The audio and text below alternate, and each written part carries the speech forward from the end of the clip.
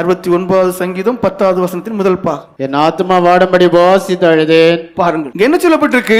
உபவாசிக்கிறேன், அங்க நீ அழணும் இருக்கு. உபவாசத்தினால் என் ஆத்மாவை தாழ்த்துகிறேன் இருக்கு. உபவாசம் பண்ண பண்ண பெருமை நானுங்கிறத எல்லாம் அற்றுப்போ, நான் ஒண்ணு இல்லைங்கிறத நிலைமைக்குள்ள வரும். அதான் உண்மையான உபவாசம். உபவாசம் என்ன பண்ணணும்? உங்களை முழங்காலிக்க வைக்கணும். ஒருபடி மேல போய் என்ன செய்யணும்? கண்ணீர் நிறைந்த கண்களை தரணும், அழணும் தேவ சமூகத்துல. அதான் உபவாசம். எரேமியா தீர்க்கதரிசன புஸ்தகம் 36வது அதிகாரம் 9வது வசனம் வாசிங்க. அங்க யோயாக்கீம்ங்கிறதான ஒரு ராஜா என்ன பண்றான்? மக்கள் எல்லாரையும் கூப்பிட்டு கட்டளை கொடுக்கிறான், நீ உபவாசிக்கணும். நீ வாசிங்க. யோசியாவின் குமாரனாய யோயாக்கீம் என்னும் யூதா ராஜாவின் 5ஆம் வருஷத்து 9ஆம் மாதத்திலே எருசலேமில் இருக்கிற எல்லா ஜனத்துக்கும், யூதாவின் பட்டணங்களில் இருந்து எருசலேமுக்கு வருகிற எல்லா ஜனத்துக்கும் கர்த்தருக்கு முன்பாக உபவாசம் செய்ய வேண்டும் என்று கூறப்பட்டது. பாருங்க, அந்த தேசம் எவ்வளவு நல்லா இருக்குன்னு பாருங்க. இப்ப உபவாசம் சொல்லும் போது போயா உமக்கு வேற வேலை இல்லைன்று. ஆனா பழைய ஏற்பாட்டு காலத்திலேயே அவங்களுக்கு தெரிந்திருக்கு தேவன் யார் என்று.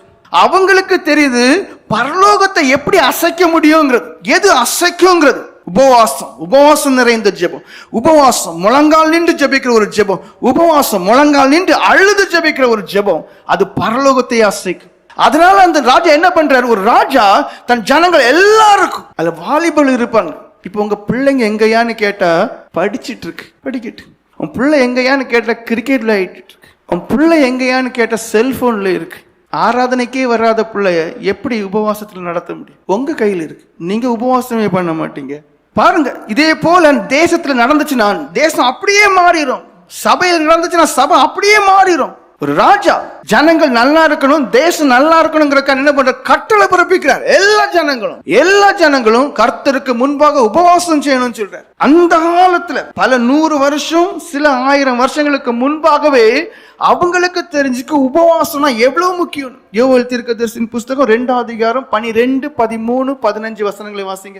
ஆதலால் நீங்கள் இப்பொழுது உபவாசத்தோடும் அழுகையோடும் புலம்பலோடும் உங்கள் முழு இருதயத்தோடும் என்னிடத்தில் திரும்புங்கள் என்று கர்த்தர் சொல்லுகிறார். இங்க அடுத்த ஒரு காரியம் வருது. உபவாசம் பண்ணும்போது முதல் காரியம் நீங்க என்ன சொல்லணும்? ஜெபிக்கணும்னு சொன்னேன். அடுத்த காரியம் என்ன? அந்த ஜெபம் எப்படி இருக்கணும்? மனம் திரும்புதலுக்கு நேரா இருக்கணும். இப்ப நீங்க திரும்ப வேண்டிய இடங்கள் எல்லாம் திரும்பாம, விட வேண்டியதெல்லாம் விடாம நீங்க உபவாசம் இருப்பீர்கள். ஏன்னா அது உபவாசமே இல்ல.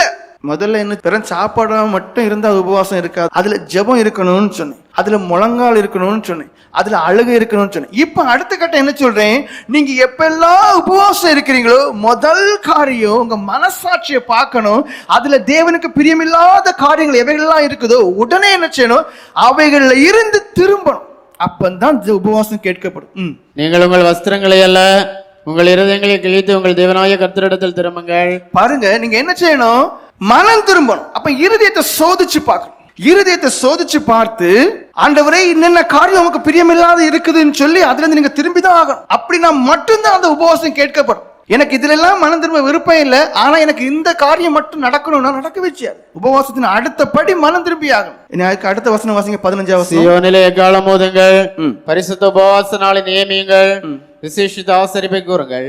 பாருங்க, அந்த காலங்கள்ல உபவாசம் இறையா என்று ஒருத்தங்க ரெண்டு இருக்குல்ல, திரளான ஜனங்களுக்கு, சபையாருக்கு, தேசத்தாருக்கு சொல்லப்பட்டிருக்கு. பரிசுத்த உபவாச நாளை நியமங்கள். உபவாசம் நீங்க பண்ணி இருந்து பாருங்க, உங்க ஜீவித்துல பரிசுத்தம் உண்டாகும். உங்களை அப்படியே மாற்றும், உங்களுடைய வாழ்க்கை அப்படியே மாறும். நீங்க விசேஷத்தவங்களாக மாறுவீங்க.